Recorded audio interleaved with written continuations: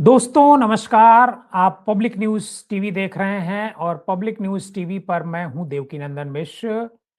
और आज जो यूजीसी की जो गाइडलाइन थी, यूजीसी के जो 2026 के नए नियम सरकार ने बनाए थे, यूजीसी ने बनाए थे, संसदीय समिति ने बनाए थे, उस पर सुप्रीम कोर्ट ने रोक लगा दी। सुप्रीम कोर्ट की रोक के बाद अब एक बड़ी बहस छिड़ गई है। और वो जानते हैं बड़ी बहस क्या है? वो बड़ी बहस ये है कि सुप्रीम कोर्ट की रोक के बाद क्या अब हम जाति विहीन समाज की तरफ बढ़ेंगे? क्या समाज हमारा जो है वो जाति विहीन होगा? ये बात मैं क्यों कह रहा हूं? ये बात मैं इसलिए कह रहा हूं क्योंकि ये हमारी टिप्पणी नहीं है। ये टिप्पणी है सुप्रीम कोर्ट की। सुप्रीम कोर्ट ने आज ये कहा कि 75 साल बाद जात विहीन समाज बनाने के मामले में हमने जो कुछ हासिल किया है, क्या हम उल्टी दिशा में जा रहे हैं? ये उसने यूजीसी के नियमों को लेकर के कहा। सुप्रीम कोर्ट ने कहा कि हमें जात विहीन समाज की तरफ बढ़ना चाहिए। जिन्हें सुरक्षा की जरूरत है, उनके लिए व्यवस्था होनी चाहिए।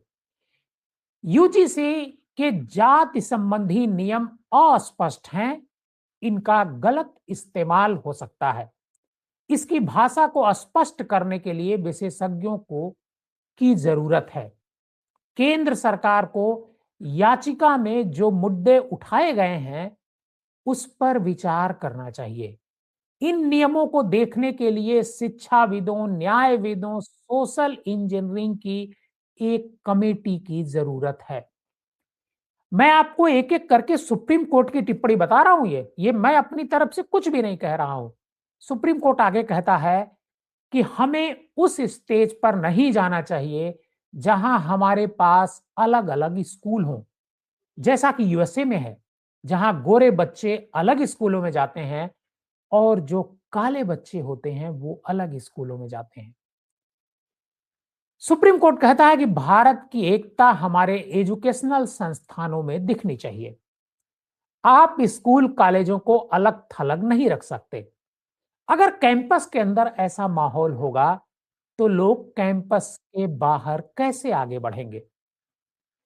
यह बहुत ज्यादा जरूरी संवैधानिक सवाल नहीं है। राज्यों को एससी एसटी के लिए कानून बनाने का अधिकार है। अब ज्यादातर राज्यों में यहां तक कि विधायिका ने महसूस किया है कि अब आरक्षित कमेटी के अंदर भी लोग अमीर और बनी गरीब बन गए हैं। समुदायों को ग्रुप में बांट दिया गया है। आपने सुप्रीम कोर्ट की टिप्पणी मुझसे सुन ली, क्योंकि इन टिप्पणियों के बारे में आपको कोई नहीं बताएगा। मैं इस वजह से बता रहा हूं कि बीजेपी के जो बड़े बड़े नेता थे, वो ये कह रहे थे कि ये तो हमारा आदेश है ही नहीं। हम तो सुप्रीम कोर्ट ने जो आदेश दिया उसको पालन कर रहे हैं। ये जो कमेटी बनी है सुप्रीम कोर्ट के आदेश पे बनी है। ये जो चर्चा हो रही है वो सुप्रीम कोर्ट के आदेश पर हो रही है। मतलब सरकार का कोई रोल नहीं है। जो भी रोल है वो सब सुप्रीम कोर्ट का है। लेकिन सुप्रीम कोर्ट क्या कह रहा है आपने सुन लिया। सुप्रीम कोर्ट कह रहा है कि क्या ये जो आदेश है, ये जो यूजीसी के नए नियम हैं 2026 के, क्या ये जात विहीन समाज की तरफ बढ़ रहे हैं या फिर हम कहीं और जा रहे हैं? मतलब सुप्रीम कोर्ट ने इस पर गहरी चिंता व्यक्त की। सुप्रीम कोर्ट ने कहा कि हम उल्टी दिशा में बह रहे हैं। दरअसल जब से 12 तारीख से 12 जनवरी 2026 से नए नियम लागू हुए हैं यूजीसी के। 2012 में कुछ नियम बनाए गए थे। उन नियमों के बाद 2026 में एक नए नियम यूजीसी ने जारी किए। और यूजीसी ने जो नियम जारी किए, बाकायदे 1.5 दर्जन सांसदों की एक कमेटी ने उसे रिकमेंड किया और सरकार ने उस पर मुहर लगा दी। और जब सरकार ने इस पर मुहर लगा दी तो एक जो सरकार ने एक तरीके से या यूजीसी ने कहें जो नियम जारी किया उसमें दो वर्ग साफ कर दिए गए। एक तो शोषित वर्ग, दूसरा शोषक वर्ग। शोषक वर्ग में फॉरवर्ड क्लास के लोगों को रखा गया और शोषित वर्ग में बैकवर्ड क्लास, विकलांग, महिला, दलित, अल्पसंख्यक सबको डाल दिया गया। अब आप सोचिए कि एक फॉरवर्ड क्लास का बंदा कितने लोगों को स्कूल में शोषण कर रहा है। इसमें टीचर को भी कवर कर दिया गया, छात्रों को भी कवर कर दिया गया, विश्वविद्यालय, डिग्री कॉलेज के कर्मचारियों को भी कवर कर दिया गया। और जैसे ही ये यूजीसी के नियम बाहर आए, यूजीसी का जो राजपत्र है, भारत का जो राजपत्र है, उस पे नियम कानून प्रकाशित हुए, उसके बाद तो जैसे देश में आग लग गई।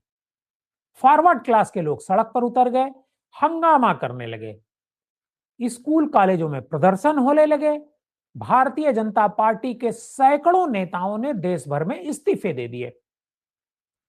सोशल मीडिया तो यूजीसी को लेकर के अटा पड़ा है।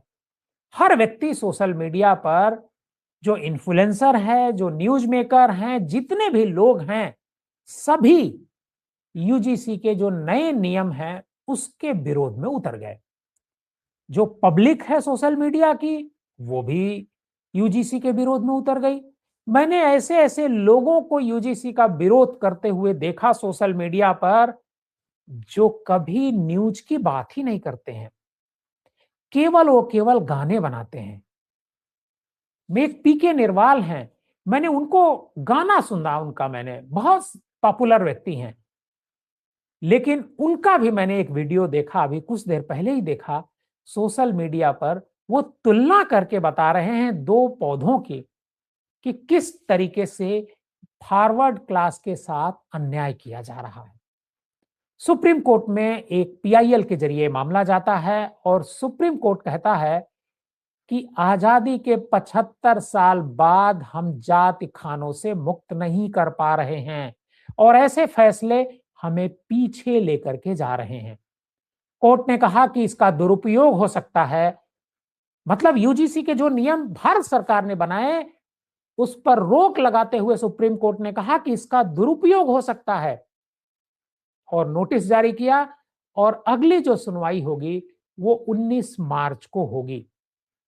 आप सोचिए कि जो सरकार, बीजेपी के बड़े बड़े नेता, बड़े बड़े दिग्गज ये दावा कर रहे थे कि ये जो नियम बनाए गए हैं ये सुप्रीम कोर्ट के आदेश पर बनाए गए हैं। आप सोचिए कि अगर सुप्रीम कोर्ट के आदेश पर ये नियम बनाए गए होते जैसा सुप्रीम कोर्ट ने कहा था, तो क्या सुप्रीम कोर्ट इस पर रोक लगाता? बिल्कुल भी नहीं लगाता। मतलब सुप्रीम कोर्ट के नाम पर ये धांधलेबाजी भारतीय जनता पार्टी कर रही थी। फॉरवर्ड क्लास जो पिछले करीब 12 सालों से हर चुनाव में बीजेपी को वोट करता रहा है, उसको धोखा दे रही थी।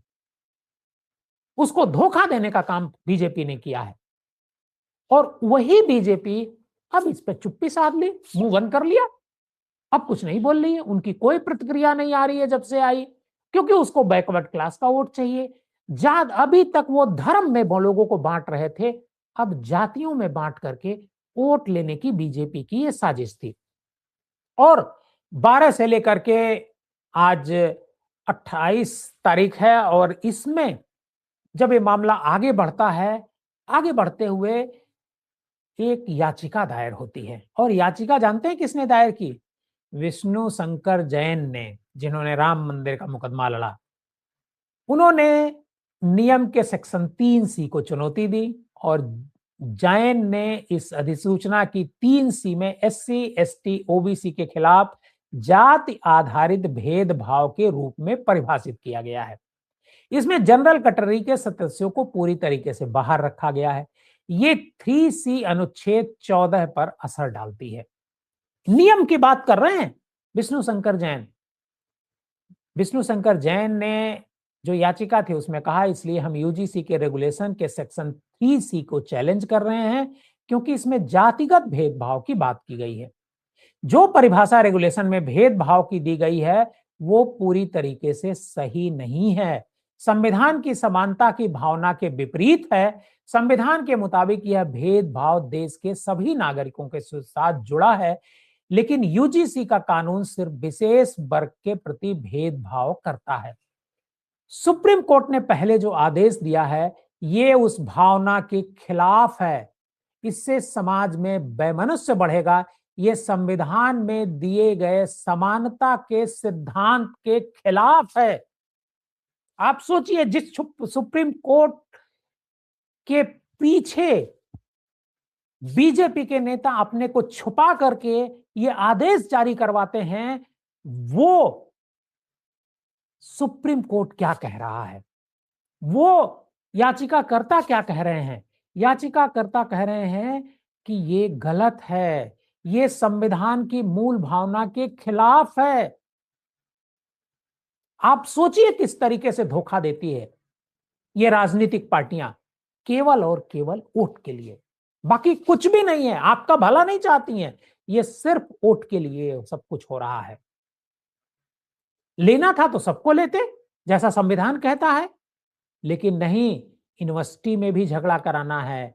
हिंदू मुसलमान का झगड़ा हो चुका है, अब क्या कराना है? जाति और जाति में झगड़ा कराना है।